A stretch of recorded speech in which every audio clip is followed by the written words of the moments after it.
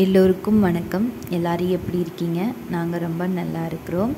இன்றைக்கி ஒரு evening vlog தான் பார்க்க போகிறோம். காலையில் 9 மணிக்கு அம்மா வீட்டிலேருந்து கிளம்பி மதியம் ஒரு 12 மணிக்கு வீட்டுக்கு ரீச் ஆகிட்டேன்.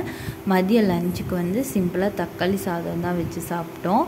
அதுக்கப்புறம் நல்லா ரெஸ்ட் எடுத்துகிட்டு அப்புறம் ஈவினிங் இருந்தால் vlog எடுக்கிறதுக்கு ஸ்டார்ட் பண்ணேன். ஈவினிங் ஒரு காஃபி வச்சு குடிச்சிட்டு பையனுக்கு பால் கொடுத்தேன். அவனை குடிச்சிட்டு விளையாண்டுருந்தான்.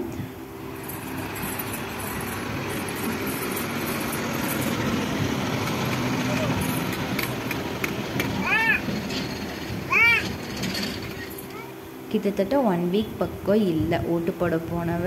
இந்த வெனஸ்டே தான் வந்திருந்தேன். பார்த்திங்கன்னா நாம் இருக்க பில்டிங்க்கு ஆப்போசிட்லேயே கம்பி வேலியெல்லாம் போட்டுட்டு இருந்தாங்க. எதுக்குன்னு தெரியல. ஈவினிங் கொஞ்சம் நேரம் நின்று வேடிக்கை பார்த்துட்டு இருந்தோம் எதுக்கு அப்படின்னு சொல்லிட்டு. ஆரஞ்சு தோலும் பீட்ரூட்டு கட் பண்ணி வெயிலில் காய வச்சுருந்தேன். பீட்ரூட் மட்டும் நல்லா காயலை, அதனால் இன்னும் கொஞ்சம் 2 days காய போடணும்.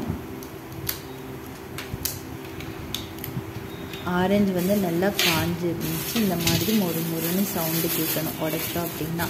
ஆவரம்பூ அம்மா வீட்டு போனப்போ அந்த சைடு செடி நிறையா இருந்துச்சு. அங்கேயே 2 days காய போட்டு எடுத்துகிட்டு வந்தேன். நல்லா முறுன்னு காஞ்சிருந்துச்சு.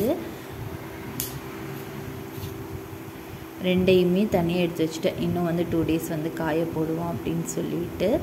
பால் நிறையாலாம் குடிக்கலை. அரை தூக்கத்தில் எந்திரிச்சதுனால ஒரே நையின்னு இருந்தான். அதனால் தோசையை கொடுத்து சாப்பிட வச்சு தூங்க வைப்போம் அப்படின்னு சொல்லிட்டு ஒரு முட்டை தோசை போட்டிருந்தேன். அதுவும் சாப்பிடலை. ஒரு ஈவினிங் 6 o'clock சாமிக்கெல்லாம் தீபம் பற்றிட்டு அதுக்கப்புறம் பையனுக்கும் ஃபீட் பண்ணி தூங்க வச்சுட்டு தான் வேலையவே ஸ்டார்ட் பண்ணேன். ஏன்னா நம்ம எப்படி விட்டுட்டு போனோமோ அதே மாதிரி தான் வீடு இருந்துச்சு. அதனால் க்ளீனிங் ஒர்க் ஸ்டார்ட் பண்ணிட்டேன். பெட்டில் எறும்பு நிறையா இருந்துச்சு. அதனால் பெட்ஷீட்டெல்லாம் உதறி போட்டு வீட்டை எல்லாத்தையுமே ஃபர்ஸ்ட்டு கூட்டி விட்டுட்டேன். ஒரு 2 or 3 days கூட்டாமல் விட்டதுனால அங்கங்கே டஸ்ட் இருந்துச்சு. அதனால் ஒருக்கா நல்லா மாப்பு போட்டு விட்டுக்கிட்டேன்.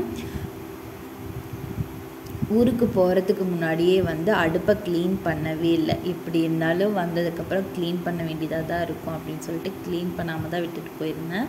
அதனால் அடுப்பையும் க்ளீன் பண்ணிட்டேன். இந்த அடுப்பு பார்த்திங்க அப்படின்னா கேஸ் ஸ்டவ் புதுசில் வாங்கினது. தகரம் எல்லாமே நல்லா கெட்டியாக இருக்கும். எங்கள் பாட்டி யூஸ் பண்ணது. அவங்க போனதுக்கப்புறம் இப்போ நான் யூஸ் பண்ணிக்கிட்டு இருக்கேன்.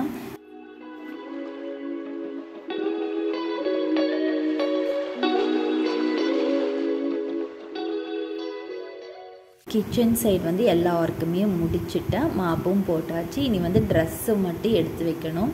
ஊரில் இருந்து சில ட்ரெஸ் எல்லாம் எடுத்துகிட்டு வந்திருந்தேன். போட்டுட்டு போன ட்ரெஸ்ஸை அங்கேயே விட்டுட்டு மீதி ட்ரெஸ் எல்லாம் எடுத்துகிட்டு வந்திருந்தேன். இந்த ட்ரெஸ் எனக்கு ரொம்ப பிடிக்கும். Yellow colour dress.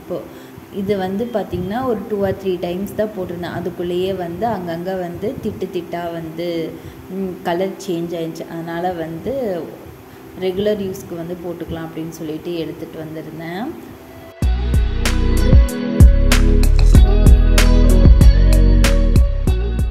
ஊருக்கு போகிறதுக்கு முன்னாடி ட்ரெஸ் எல்லாம் வாஷ் பண்ணி போட்டுட்டு தான் போயிருந்தேன். டைம் இருந்தால் மடித்து வச்சுட்டு போவேன்னு நினச்சேன். பஸ்ஸுக்கு லேட் ஆகியதுனால துணியை மட்டும் கட்டலில் எடுத்து போட்டுட்டு போயிருந்தேன். அந்த ட்ரெஸ் மடிக்காமல் தான் இருந்துச்சு. அதனால் அந்த ட்ரெஸ்ஸையும் மடித்து எடுத்து வச்சுட்டேன். தலகாணி உரையும் துவைச்சி போட்டுட்டு தான் போயிருந்தேன். அதனால் தலகாணிக்கும் உரையெல்லாம் போட்டு வச்சாச்சு.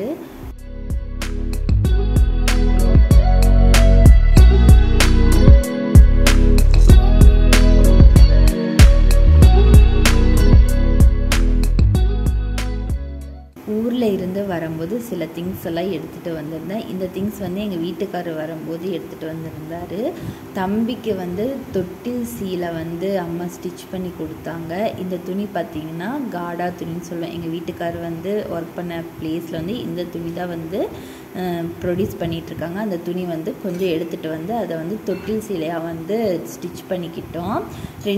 ரெண்டு தொட்டில் சீலையாச்சு. அது மட்டும் இல்லாமல் இந்த துவரம்பருப்பு வந்து கொண்டு வந்திருந்தேன். ஒரு 2 கிலோ வந்து துவரம்பருப்பு கொண்டு வந்திருந்தேன், ரேஷன் கடை பருப்பு. அம்மா வந்து 2 கிலோ வந்து இருக்கு எடுத்துகிட்டு போறியான்னு கேட்டாங்க. அதனால் வந்து வரும்போது எடுத்துகிட்டு வந்திருந்தேன்.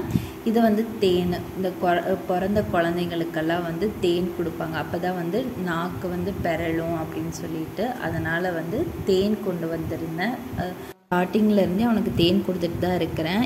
தனியாக வந்ததுக்கப்புறம் வந்து தேன் அங்கே வச்சுட்டு வந்துட்டேன். இந்த தடவை வந்து மறக்காமல் எடுத்துகிட்டு வந்தேன், டெய்லி கொடுப்போம் அப்படின்னு சொல்லிட்டு. கரெக்டாக வந்து எல்லா ஒர்க்கும் முடித்ததுக்கப்புறம் உட்காரும்போது கரெக்டாக வந்து பையன் எந்திரிச்சிட்டான்.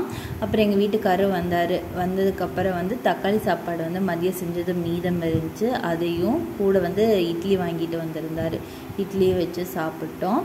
அவ்வளோதாங்க, இந்த விலாக் இதோட முடியுது. இந்த விலாக் உங்களுக்கு பிடிச்சிருக்கும்னு நான் நம்புகிறேன். தேங்க்யூ.